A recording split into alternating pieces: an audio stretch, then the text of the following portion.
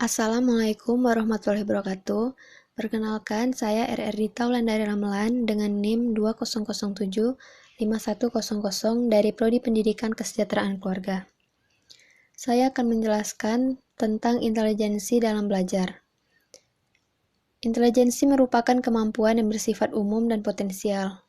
David Wechsler mendefinisikan intelijensi sebagai keseluruhan dan kemampuan individu untuk berpikir dan bertindak secara terarah serta mengolah dan menguasai lingkungan secara efektif. Ada beberapa pengertian menurut para ahli.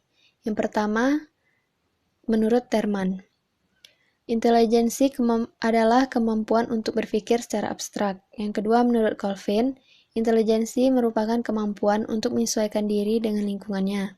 Yang ketiga, menurut Hammond.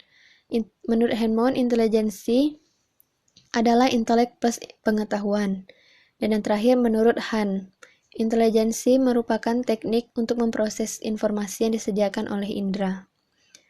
Klasifikasi IQ. Istilah IQ diperkenalkan pertama kalinya pada tahun 1912 oleh seorang ahli psikologi berkebangsaan Jerman yang bernama William Stern.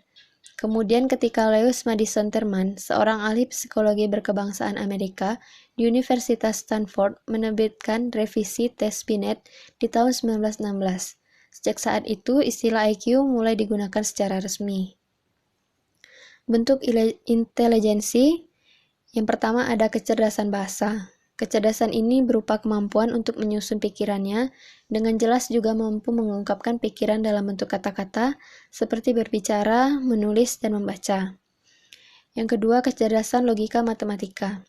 Kecerdasan ini ditandai dengan kemampuan seseorang dalam berinteraksi dengan angka-angka dan bilangan. 3. Kecerdasan spasial. Kecerdasan ini ditunjukkan oleh kemampuan seseorang untuk melihat secara rinci gambaran visual yang terdapat di sekitarnya. Yang keempat, kecerdasan musik. Kecerdasan musik adalah kemampuan seseorang untuk menyimpan nada dalam benaknya, untuk mengingat irama, dan secara emosional terpengaruh oleh musik.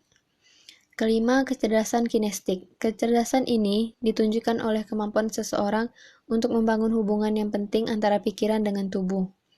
Yang keenam, kecerdasan interpersonal. Kecerdasan ini berkait dengan kemampuan seseorang untuk berinteraksi dengan orang lain.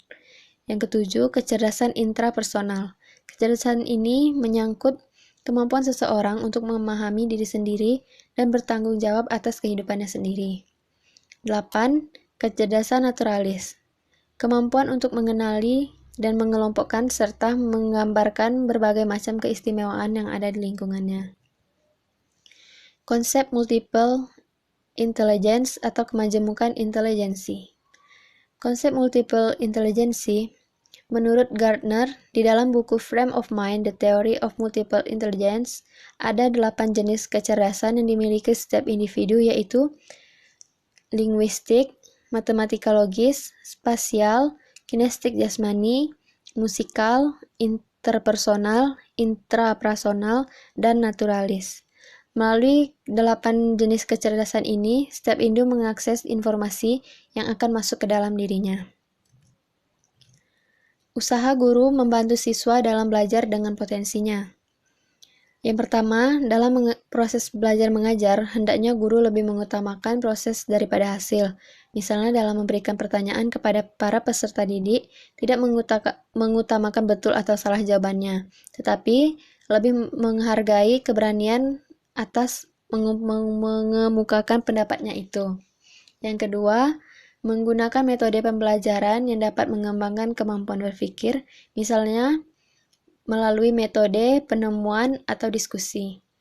3. Guru membantu siswa dalam memahami konsep-konsep yang bersifat abstrak. Keempat, menyediakan fasilitas yang memadai untuk menumbuh kembangkan taraf kecerdasan anak, misalnya bahan bacaan, peralatan labor, permainan, dan sebagainya. Dan yang terakhir yaitu memberikan tugas sekolah dengan berbagai macam metode yang dapat merangsang dan mengembangkan daya pikir. Sekian penjelasan dari saya, lebih dan kurang saya mohon maaf.